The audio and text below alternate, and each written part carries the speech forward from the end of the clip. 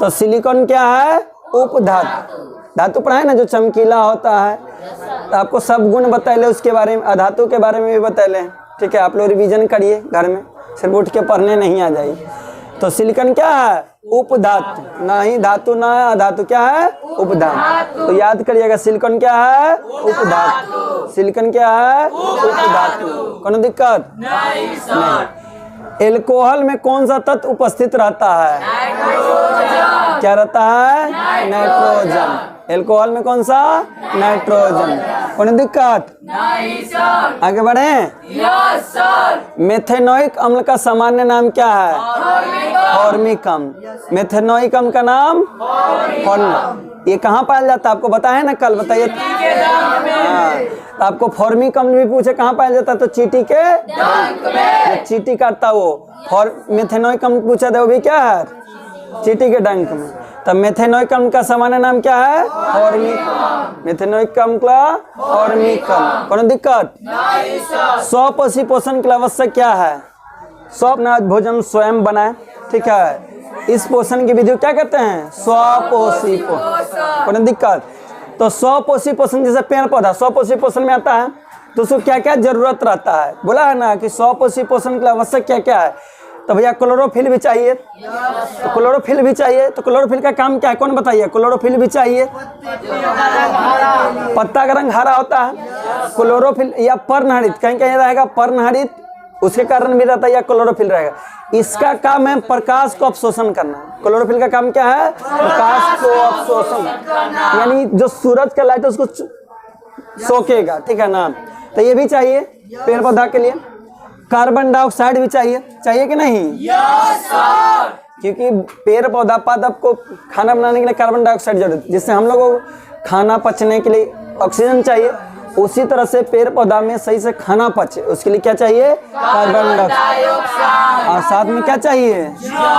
जल भी चाहिए, यानी क्लोरोफिल भी चाहिए पेड़ पौधा को खाना बनाने के लिए।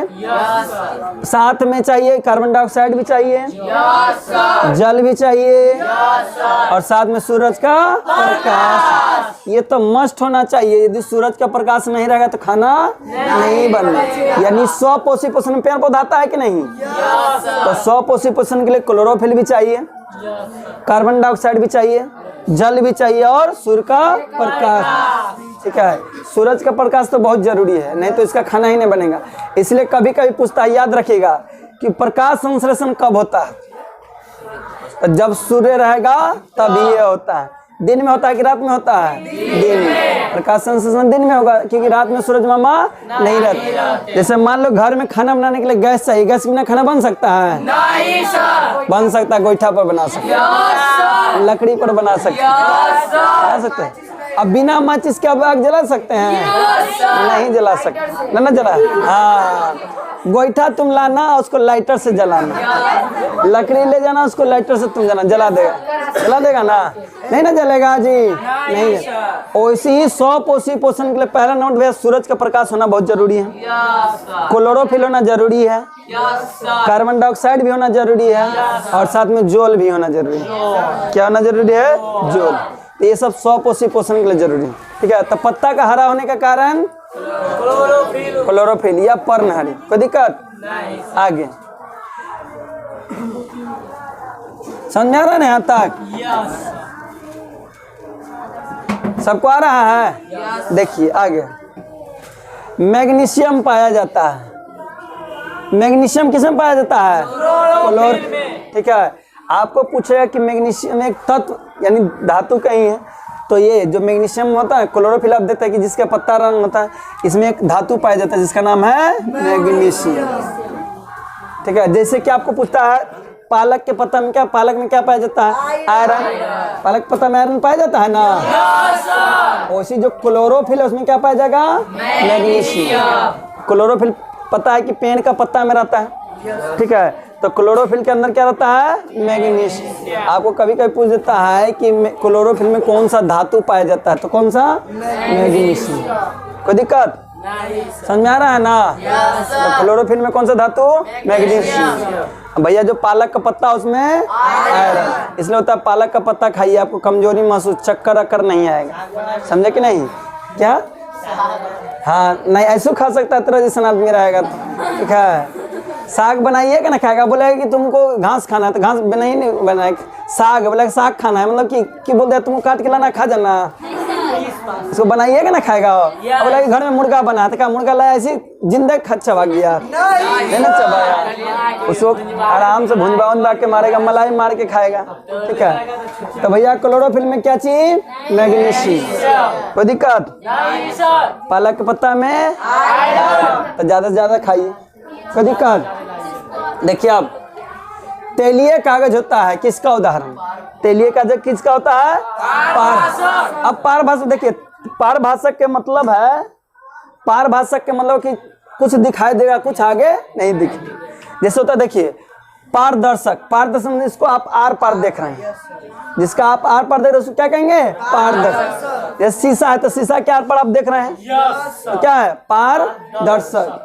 अपारदर्शक जगह आप साफे नहीं आर पार देख, जैसे दीवार है आप आर पार देख रहे हैं, नहीं देख रहे हैं, उसका क्या है, अपारदर्शक। एक पारभाषक होता है, पारभाषक मतलब कि आपको आधा दिख रहा है आधा नहीं दिख, मतलब कुछ कुछ झलसन जैसा उन्हें दिखेगा ना ही दिखे, जैसे कांच घास दीजिए, कांच घास दीजिए तो हल्का हल्का ना उन्हें वाला दिखाई देगा, यदि दूसरा तरफ वाला हल्का हल्का दिखाई दे उसको क्या कहते हैं, पारभाषक।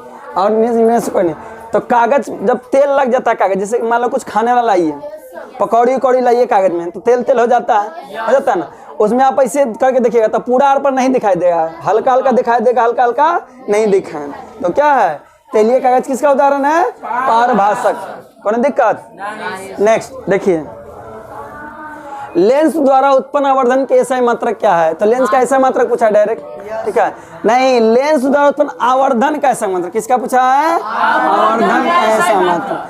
तो आवर्धन क्या होता है, आवर्धन का कोई भी मात्रक नहीं होता, ये मात्र विहीन होता है, यानी आवर्धन का बोले कि आवर्धन का मात्रक होता है कि नहीं होता है, तो आवर्धन का मात्रक होता है नहीं, कभी पूछेगा आवर्धन का मात्रक होता है नहीं होता है। आवर्धन का डेफिनेशन पता है, यानी प्रतिबिंब की ऊंचाई को जब वस्तु की ऊंचाई से भाग दे देते तो क्या करते हैं, आवर्धन कहते हैं। प्रतिबिंब मतलब जो इमेज बना ओकर ऊपर रखे, यानी प्रतिबिंब ऊपर है, इमेज ऊपर है, वस्तु को नीचे से भाग दीजिए क्या प्राप्त होगा, आवर्धन प्राप्त। यानी प्रतिबिंब का ऊंचाई ऊपर में, अब वस्तु कितना ऊंचा वो नीचे में, भाग दे देंगे, जो भागफल मिलेगा उसी को हम क्या कहेंगे, आवर्धन कहेंगे। यानी आपको डिफिनेशन लिखना है तो क्या लिखेगा, प्रतिबिंब की ऊंचाई को जब वस्तु की ऊंचाई से भाग दे देते हैं और जो भागफल प्राप्त होता है उसको क्या करते हैं, आवर्धन कहते हैं। तो आवर्धन का कोई मात्रक नहीं होता, याद रखिएगा, आवर्धन का कोई मात्रक होता है नहीं। अब क्वेश्चन है लेंस का ऐसा मात्रक क्या होता है, डायोप्टर। लेंस का ऐसा मात्रक क्या होता है, डायोप्टर, वेरी गुड। आवर्धन का मात्रक भी है, इसका कोई भी मात्रक नहीं हो, कोनो दिक्कत है यहाँ तक, कोनो दिक्कत है, सबको आ रहा है ना समझ में। प्रकाश की चाल भिन्न माध्यम में क्या होता है, अलग अलग होता है, आपको पता है शुरू में जब प्रकाश का परिवर्तन पढ़ाए होंगे तो प्रकाश के बारे में अनेकों गुण बताए होंगे, सीधी रेखा में गमन करता है, अलग अलग माध्यम में इसकी चाल अलग अलग होती है, फिर कांच में क्या होता है, निर्वात में क्या होता है, पानी में क्या होता है, सब बताए होंगे, ठीक है। तो ही पूछ रहा है कि भैया प्रकाश की चाल अलग अलग माध्यम में क्या होता है, तो अलग अलग माध्यम में क्या होता है, अलग अलग, यानी अलग अलग होता है। जैसे पानी में अलग स्पीड रहेगा, कांच में अलग स्पीड रहेगा, ठीक है, निर्वात में अलग स्पीड रहेगा, ठीक है ना। तो प्रकाश का चाल अलग अलग माध्यम में अलग अलग रहे, अलग अलग माध्यम मतलब समझ रहे, जैसे पानी है एक अलग माध्यम है, कांच एक अलग माध्यम है, निर्वात एक अलग। निर्वात किसको कहते हैं, जहाँ हवा नहीं रहे, जैसे आप अंतरिक्ष में चल जाइए तो हवा नहीं है ना, हवा है तो निर्वात हो गया। तो प्रकाश की चाल अलग अलग माध्यम में अलग अलग हो, लेकिन नहीं आराम से आप ऑब्जेक्टिव में नंबर ला सकते हैं, बस कोशिश करें, क्योंकि ऑब्जेक्टिव में एक बार आप घस दीजिए तो गलत नहीं होगा, तो उतना ही समय दीजिए ऑब्जेक्टिव में भी या सब्जेक्टिव में, क्योंकि आसानी से उसमें नंबर आप उठा सकते हैं, ठीक है। तो फोकस करिए ऑब्जेक्टिव पर भी, उतना ही बतियाने में मत रहिए। चलिए देखिए, वायु में प्रकाश की चाल निर्वात की अपेक्षा क्या होती है, देखिए वायु और निर्वात, यहाँ देखिए माध्यम की बात होता है, संघन और विरल माध्यम, ठीक है। तो संघन माध्यम में स्पीड कम रहेगा, विरल माध्यम में ज्यादा रहेगा, ठीक है। तो यहाँ बोल रहा है वायु और निर्वात, किसमें, निर्वात में और वायु में। वायु मतलब हवा, निर्वात मतलब जहाँ हवा है ये नहीं, ठीक है। तो जहाँ निर्वात में चाल ज्यादा रहता है और वायु में कम रहता है। तो निर्वात क्या हो गया? विरल माध्यम हो गया। वायु हो गया संघन माध्यम। इसमें चाल कम रहेगा, इसमें चाल ज्यादा रहे। तो कौन बताइएगा? चलिए बताइए। हेलो, निर्वात में प्रकाश की चाल और वायु में प्रकाश की चाल।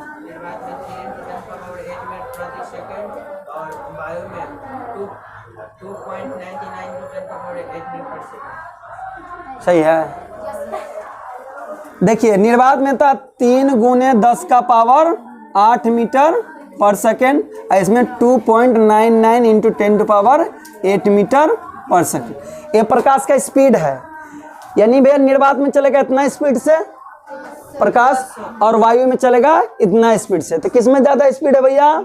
निर्वात में। तो ही पूछ रहा है कि वायु में प्रकाश की निर्वात की अपेक्षा क्या होगा, यानी निर्वात से कम होगा कि ज्यादा होगा? वायु में क्या होगा? कम रहा है। कम रहा है कि नहीं? इसमें ज्यादा स्पीड से जा रहा था, इसमें कम स्पीड से जा रहा है। तो समझ गए ना? यानी वायु में ज्यादा स्पीड रहेगा कि कम रहेगा? कम रहेगा। किससे? निर्वात के थ्रू। ठीक है। यदि मान लो निर्वात से होते आ रहे निर्वात में जल्दी आएगा, उसके बाद हल्का कम हो जाएगा। किस में? वायु में। क्योंकि देखिए हल्का ही कम रहा है, 0.001 का 0.01 का डिफरेंस, ज्यादा नहीं है। समझे कि नहीं? तो वायु में ज्यादा प्रकाश की चाल की निर्वात में? वायु में कितना प्रकाश की चाल? 3 गुने 10 का पावर 8 मीटर पर सेकेंड। प्रकाश का भी चाल पूछे तब भी यही आंसर दीजिएगा। पूछेगा प्रकाश की चाल कितना है तो 3 इंटू 10 टू पावर 8 मीटर पर सेकेंड। निर्वात में प्रकाश की चाल बोलो। हमको तो लड़की लोग को समझ नहीं आता है, बोले भी नहीं करती है। बताइए निर्वात में प्रकाश की चाल क्या होती है? 3 गुने 10 का पावर 8 मीटर पर सेकेंड। हवा की बात की जाए तो 2.99 मीटर पर सेकेंड। तुम नहीं बोलना, तुम्हारे लिए अलग से लेटर लिखेंगे, ठीक है? उसके बाद बोलना। तो निर्वात में ज्यादा है कि वायु में ज्यादा है? कम किस में है तो? वायु में। आगे बढ़े? चलिए, समझ में आ रहा होगा नहीं? अब